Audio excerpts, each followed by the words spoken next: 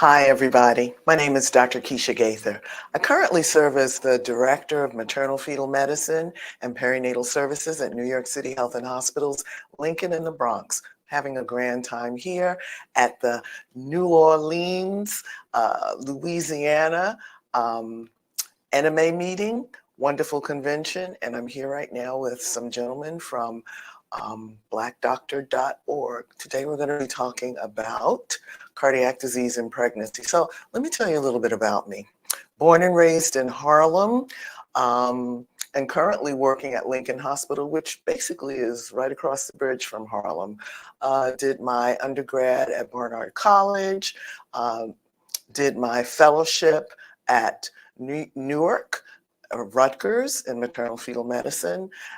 Got a few degrees behind my name to help myself navigate the playing field better for Black maternal health. So with that, that's just a little bit about myself. So I guess we can talk about Black maternal health and cardiac disease and pregnancy and how that impacts us. So what's the connection between cardiac and Black maternal health? Describe to why that connection, why that's so important. Well, it's very important. So when we start talking about Black maternal health and the death rate from morbidity and mortality, cardiac disease ranks up there. So the three big ones are infection, cardiac disease, and hemorrhage.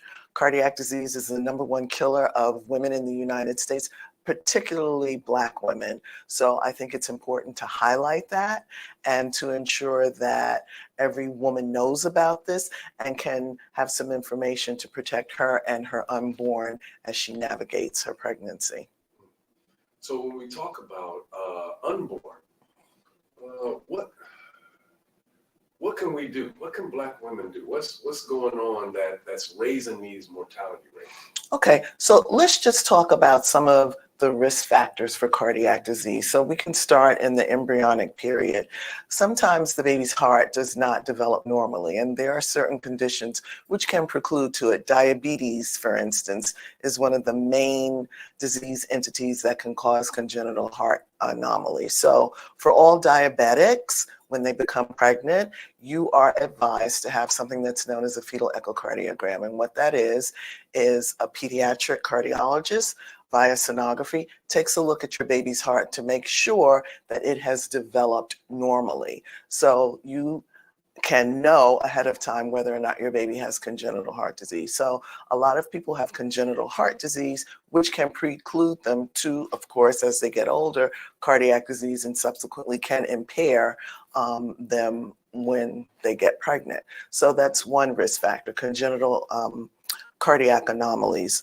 Other risk factors, underlying hypertension, lupus. Lupus is a disease whereby the body attacks itself, which can preclude to cardiac disease. When you are a lupus patient and you're pregnant, there are certain elements in your blood which can go across the placenta, go to the developing baby's heart and cause problems, either in the functionality of it or with the actual structure of it. It can become very fibrotic. So it's important, again, that when you become pregnant and you have lupus, you need to let the person who's taking care of you know about that. So other causes of cardiac disease, I talked about diabetes, I talked about underlying hypertension.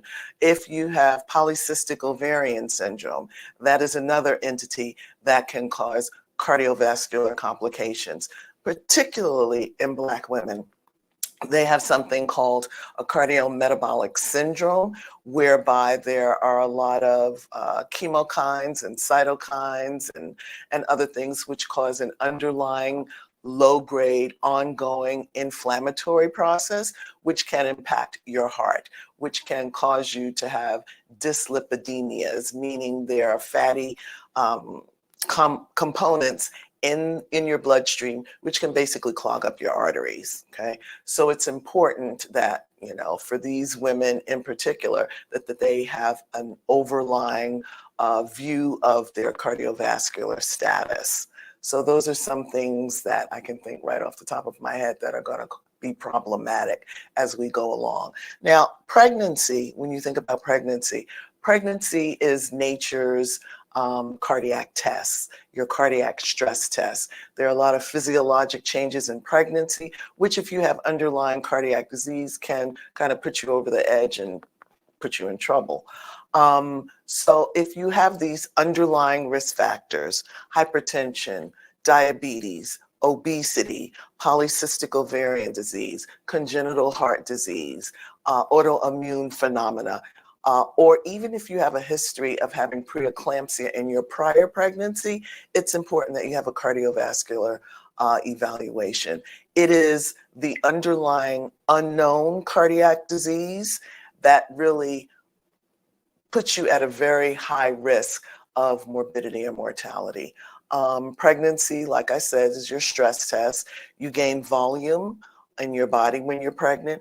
You have more pressure that your heart has to utilize to pump. Your heart gets bigger, it gets thicker.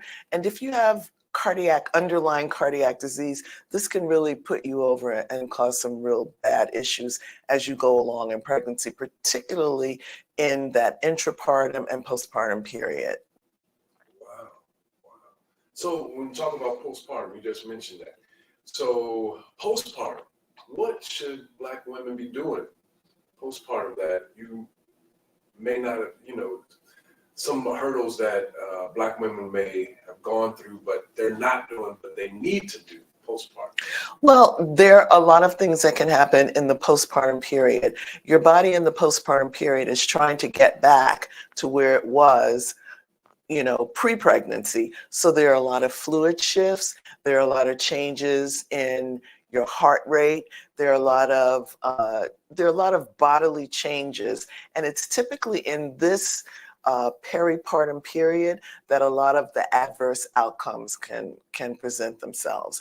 During the pushing period, after you're pushing, you're putting stress on your heart, and so right after you deliver, those effects can really present themselves in a not so nice way.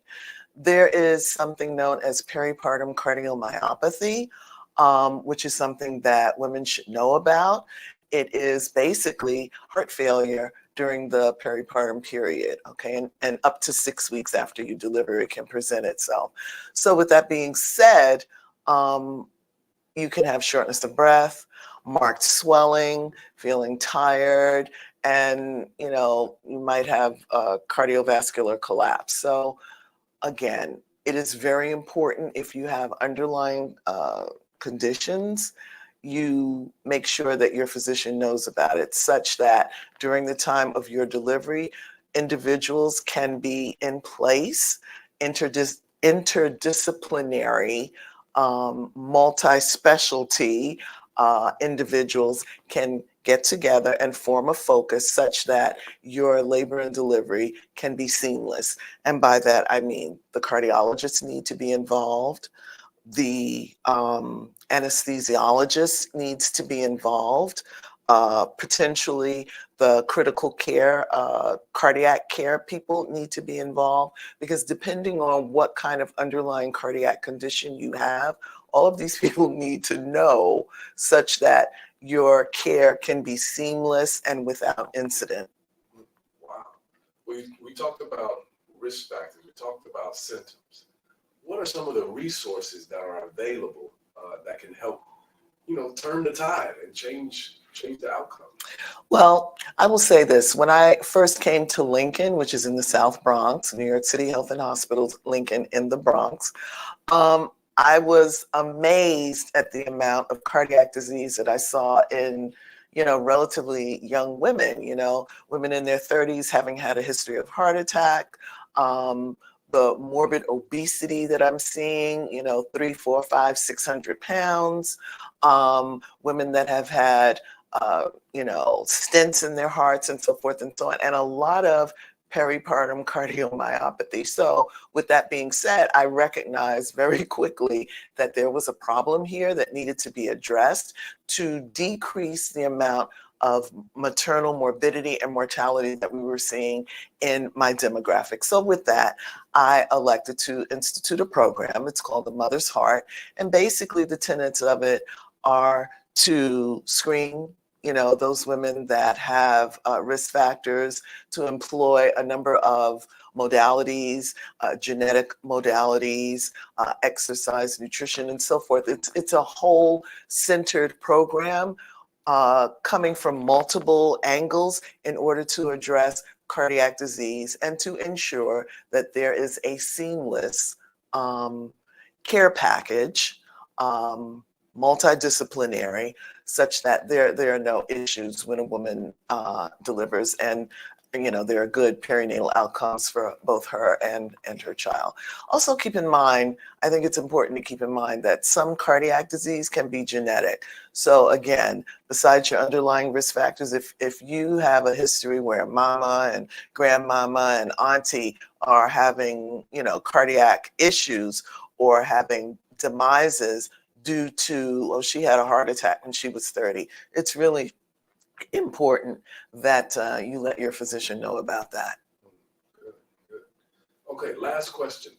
So you're an incredible Black female doctor.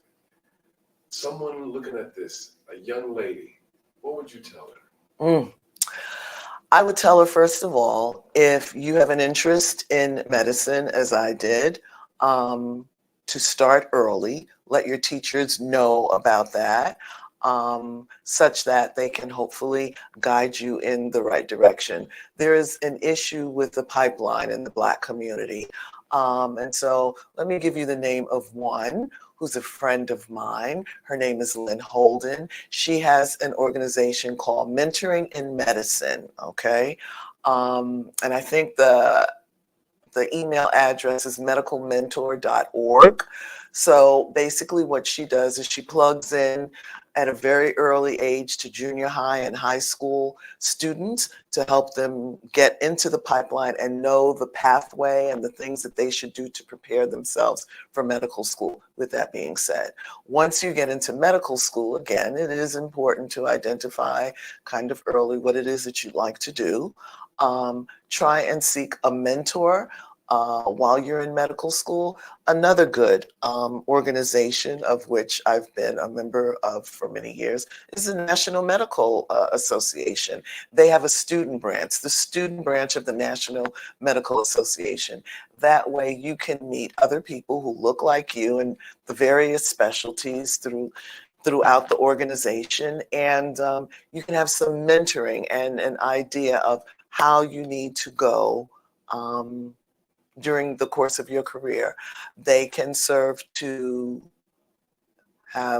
be a mentor to you, be a sponsor to you, job opportunities, internship opportunities, research opportunities. And once you get along the path where you've actually finished your residency and gone into private practice or what have you, or particularly if you're in academia, they can be that source where you can present your research and gain those things that you need to do in order to get tenure. So if I were me, listening and looking at me now, those are the things that I would say. And again, utmost importance to have mentorship and sponsorship to help you navigate the path. I was lucky enough to get that, not necessarily in medical school, but afterwards I was lucky enough to have that, to have those people direct me along the correct path. So that's what I would advise. Awesome, awesome. Well, thank you so much, Dr. Gaither. You heard it here first at the National Medical Association 2023 conference. Thank you for having me.